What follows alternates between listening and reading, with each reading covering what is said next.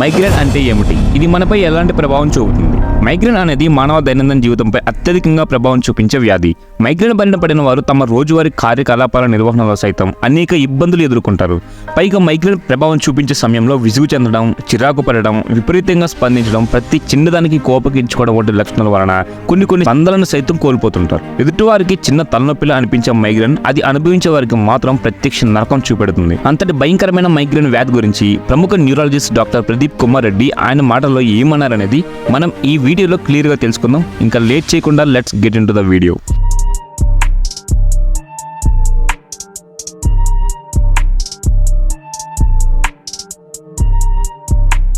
Migraine అనేది ఓ periodical disorder. Migraine విడతల వారీగా తన ప్రభావం చూపుతుంది.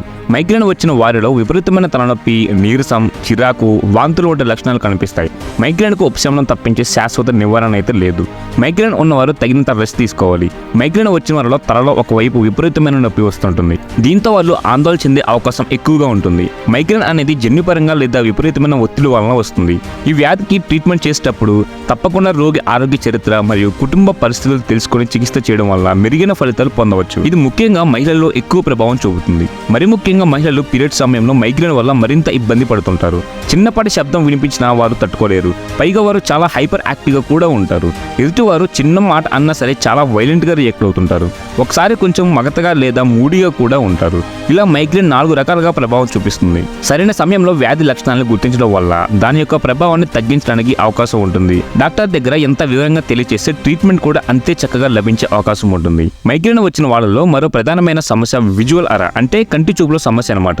చాలా కొద్ది మందిలో మాత్రమే ఇటువంటి సమస్యలు వస్తాయి. ఏదేమనేది మైగ్రేన్ అనేది రోగిని అత్యంత భయంకరంగా ఇబ్బంది పెడుతున్నప్పటికీ సరైన ట్రీట్మెంట్ లభిస్తే చాలా వరకు ఉపశమనం లభిస్తుందని న్యూరాలజిస్ట్ ప్రదీప్ కుమార్ రెడ్డి సూచించారు.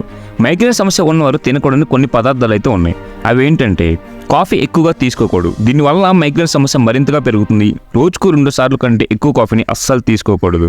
ఆల్కహాల్ తీసుకోవడం వల్ల మైగ్రేన్ సమస్య పెరుగుతుంది. ఇటీవల వెల్లడైన పరిశోధనలో ఆల్కహాల్ వలన మైగ్రేన్ మరింత ఇబ్బంది పెడుతుందని, వైన్లో టెరమైన్, హిస్టామిన్ వంటి రసాయనాలు కనిపిస్తాయి. అలాగే రెడ్ వైన్ లో హిస్టామిన్ పరిమాణం చాలా ఎక్కువగా ఉంటుంది. అండ్ అలాగే జున్ను చాలా మందికి ఇష్టం ఉంటుంది. కానీ మైగ్రేన్ సమస్య ఉన్నవారు జున్ను కూడా తినకూడదు. చాక్లెట్ మైగ్రేన్ సమస్యకు మరింత పెంచుతుంది. ఈ సమస్య ఉన్నవారు చాక్లెట్స్ తినడం తగ్గించాలి. అలాగే పండ్లు ఆరోగ్యానికి మేలు చేస్తాయి. కానీ ఇందులో సిట్రస్ పండ్లను మాత్రం మైగ్రేన్ సమస్య ఉన్నవారు తినకూడదు. అంటే నారింజ, నిమ్మకాయలు, ద్రాక్ష పండ్లు తీసుకోవడం తగ్గించాలి. ఈస్ట్ అన్ని కాల్చిన వస్తువులు ఉపయోగిస్తారు. డోనట్స్, కేక్స్, బ్రెడ్స్ వంటి పదార్థాలు మైగ్రేన్ సమస్యను పెంచుతాయి. టైరమిన్ ఈస్ట్ లో ఎక్కువగా ఉంటుంది. దీనిని బట్టి అర్థం చేసుకోవాల్సింది ఏంటంటే తలనొప్పికి సాధారణమైన ప్రమాదం లేని కారణాలతో పాటు ఒత్తిడి, ఆందోళన, అసాధారణమైన ప్రమాదకరమైన జబ్బులు కూడా కారణమైన ఉండవచ్చని. వయసు, జాతి, వర్గం, జెండర్ భేదం లేకుండా ప్రతి ఒక్కరిని పట్టి పీడించే ఆరోగ్య సమస్య ఈ తలనొప్పి.